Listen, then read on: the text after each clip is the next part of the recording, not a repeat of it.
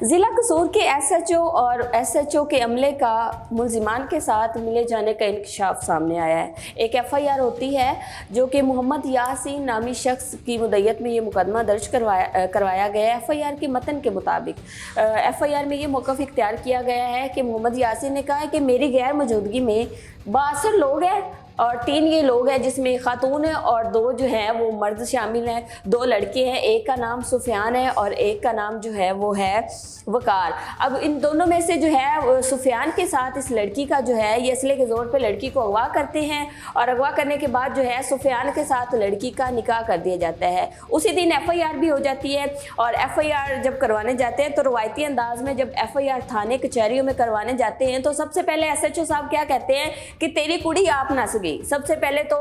والد کو جو ہے وہ اس طرح کے الفاظ اور بڑی چیزیں جو ہے وہ فیس کرنا پڑی کہ بیٹی تمہاری خود بھاگ گئی اور تم یہاں پہ ایف آئی آر کروانے آئے ہو۔ خیر باپ نہیں بیٹھتا اور اس کے بعد جو ہے ایف آئی آر ہو جاتی ہے۔ اس کے بعد جو ہے ایف آئی آر کے بعد اگلے ہی روز جو ہے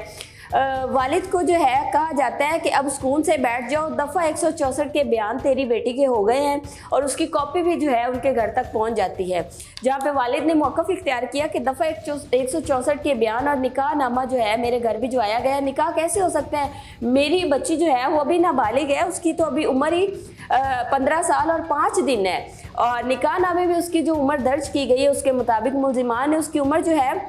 وہ 19 سال لکھی گئی۔ نہ تو اس میں نکاح نامے میں کسی قسم کا جو ہے وہ آئی ڈی کارڈ نمبر لکھا گیا اور نہ کچھ اور، صرف اس کو ایک شو کروایا گیا کہ لڑکی جو ہے وہ بالغ ہے اور اس کی عمر جو ہے وہ 19 سال کے قریب ہے، جبکہ لڑکی تو نہ بالغ ہے اور جس کا ابھی تک نہ آئی ڈی کارڈ بنا ہے اور نہ اس نکاح نامے کے اوپر جو ہے وہ کسی قسم کی اور کوئی اس کے بارے میں انفارمیشن تھی۔ تو یہاں پہ ہمارے جوڈیشری سسٹم پہ ایک بڑا سوالیہ نشان ہے کہ بغیر چھان بین کے لڑکی کو اس کے مبینہ شوہر کے ساتھ 164 کے بیان دلوا کے کیسے بھیج دیا گیا۔ اس کے بعد والد نے کہا کہ میری بیٹی کو اغوا کیا گیا تھا، یہی نہیں اس کے بعد جب والد بار بار تھانے کچہریوں کے چکر لگاتا ہے تو ایس ایچ او صاحب تو ذلیل کرتے ہیں، اسٹاف بھی ذلیل کرتا ہے۔ اس کے بعد یہ جو 62 لوگ ہیں یہ کیا کرتے ہیں کہ اس کے گھر تک پہنچاتے ہیں، ان کے گھر آتے ہیں، تھریٹس دیتے ہیں اور کہتے ہیں کہ تمہاری دوسری بیٹی کو بھی اٹھا لیں گے۔ یہی نہیں کالج جاتے ہوئے اس کی دوسری بیٹی کے ساتھ بھی جو ہے وہ چھیڑخانی کرتے ہیں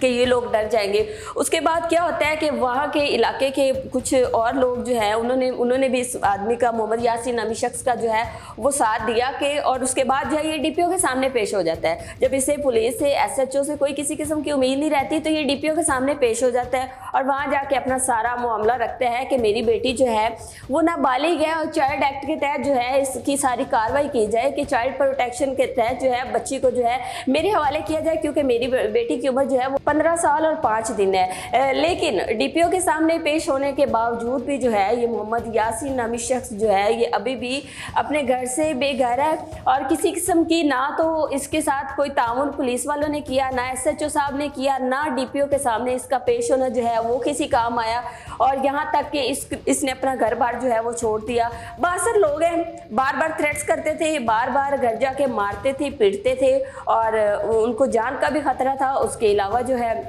ان کو بار بار یہی کہا جاتا تھا کہ تمہاری باقی بیٹیوں کو بھی اٹھا لیا جائے گا۔ تو اس پر جو ہے وہ شخص اس وقت گھر میں نہیں ہے اور پولیس اور ایس ایچ او صاحب اور اس کے علاوہ جو ہے مبینہ طور پر ایس ایچ او صاحب بھی اس کیس میں ملوث پائے گئے ہیں اور اس کے علاوہ جو ہے وہ لوگ جو ہے وہ اس وقت اس کے گھر میں جو ہے وہ قبضہ کیے ہوئے ہیں۔ اب وہاں کے علاقے کے کچھ لوگ، باقی جو لوگ ہیں جو سیاسی اور سماجی شخصیات ہیں وہاں کے لوگ، انہوں نے یہ استدعا کی ہے، انہوں نے گورنمنٹ آف پنجاب سے، سی ایم پنجاب سے، وزیر اعلیٰ سے اور ہائی کورٹ سے، سپریم کورٹ سے یہ ریکویسٹ کی ہے کہ یہ 62 افراد جو ہیں یہ غریب شخص کے ساتھ زیادتی کر رہے ہیں، تو اس غریب شخص کے ساتھ جو ہے وہ انصاف کیا جائے کہ جو کہ آج اپنے بیٹی سے محروم تو ہوا سو ہوا لیکن آج وہ اپنے گھر سے بھی محروم ہو چکا ہے۔